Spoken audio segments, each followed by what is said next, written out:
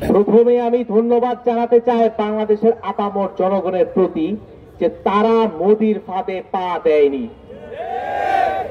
বাংলাদেশে যদি কোন সংখ্যালঘু ভাই বা বোন মরে তাহলে মোদির ভোট বাড়ে। এই মোদির ভোট বাড়ানোর যে চক্রান্তের ফাঁদে আমরা যে পা দেইনি, এটা আমাদের একটা প্রাথমিক সফলতা। কেননা এই মোদি চাই যে বাংলাদেশে অস্থিতিশীলতা দেখিয়ে এই তার দেশে অখণ্ড ভারত বাস্তবায়নের যে এজেন্ডা, উগ্র হিন্দুত্ববাদ কায়েমের যে এজেন্ডা, সেটা বাস্তবায়ন করতে আমরা এই চক্রান্ত সফল হতে দেব না। বন্ধুগণ, এই বাংলাদেশের জুলাই অভ্যুত্থানকে যারা অস্বীকার করে তারা আমাদের বন্ধু হতে পারে না এবং বাংলাদেশে তাদের কোনো ঠাঁই নেই।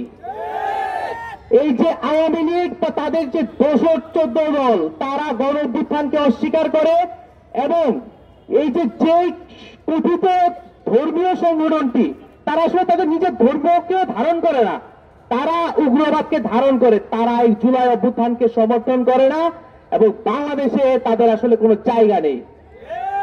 আমাদের জুলাই অভ্যুত্থানে আমাদের পাশের দেশ ভারতের জনগণ আমাদের পক্ষে নেমেছিল, আমাদের পক্ষে রাজপথে রায় দিয়েছে, কিন্তু আধিপত্যবাদী মোদী সরকার বাংলাদেশের জনগণের সেন্টিমেন্টকে বোঝে না, জনগণের রক্তকে বোঝে না, জনগণের অধিকারকে বোঝে না, তারা বন্ধুত্বকে স্বীকার করতে চায় না, তারা আমাদের ওপর গোলামীর জিনজির চাপিয়ে দিতে চায়। আর এই 16 বছরের জিনজির ছিন্ন করে আমরা আবারও স্বাধীনতা ফিরিয়ে এনেছি। সুতরাং আমরা আবার কোন শেকল পরব না এবং হাসিনাকে, খুনি হাসিনাকে, যুদ্ধাপরাধী হাসিনাকে আশ্রয় দিয়ে মোদি যে ভুল করছে সেই ভুলের মাসুল মোদিকে অবশ্যই দিতে হবে।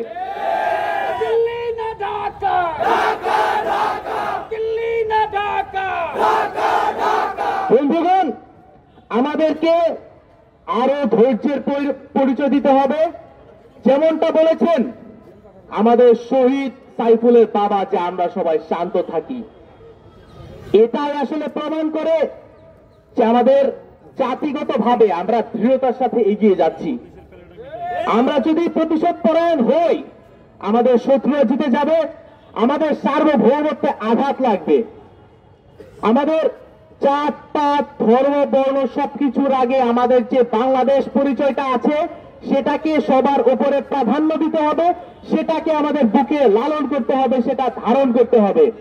কারণ বাংলাদেশের মানচিত্র যদি না টেকে, আমাদের হিন্দু বলি, মুসলিম বলি, বৌদ্ধ বলি, খ্রিস্টান বলি, পাহাড়ি বলি, সমতলের বাসিন্দা বলি, কারো কোনো অস্তিত্ব থাকবে না।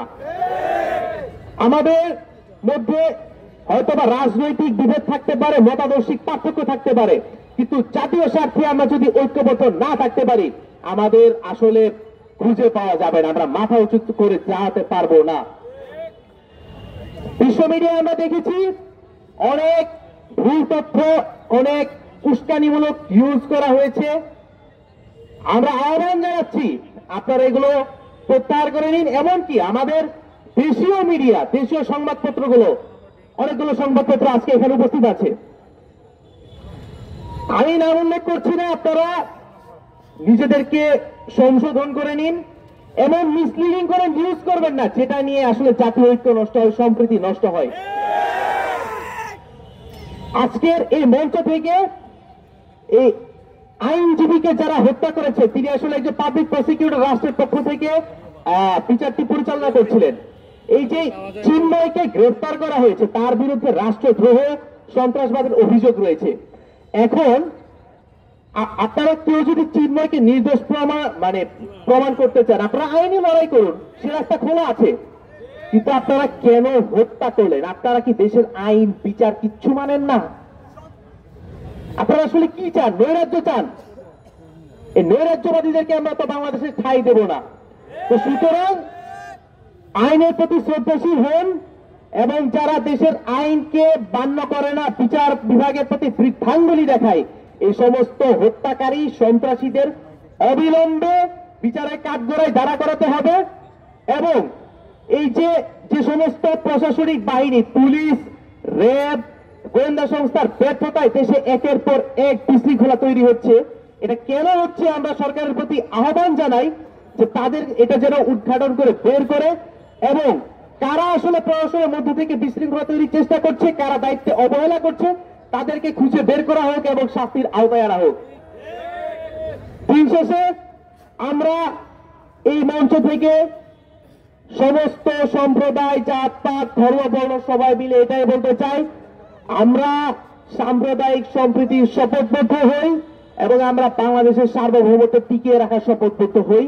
এটা ছাড়া আমাদের জাতি হিসাবে মাথা উঁচু করে এগিয়ে যাবার আর কোনো পথ নেই। ধন্যবাদ আপনাদের সবাইকে। আমরা আবারও বলছি,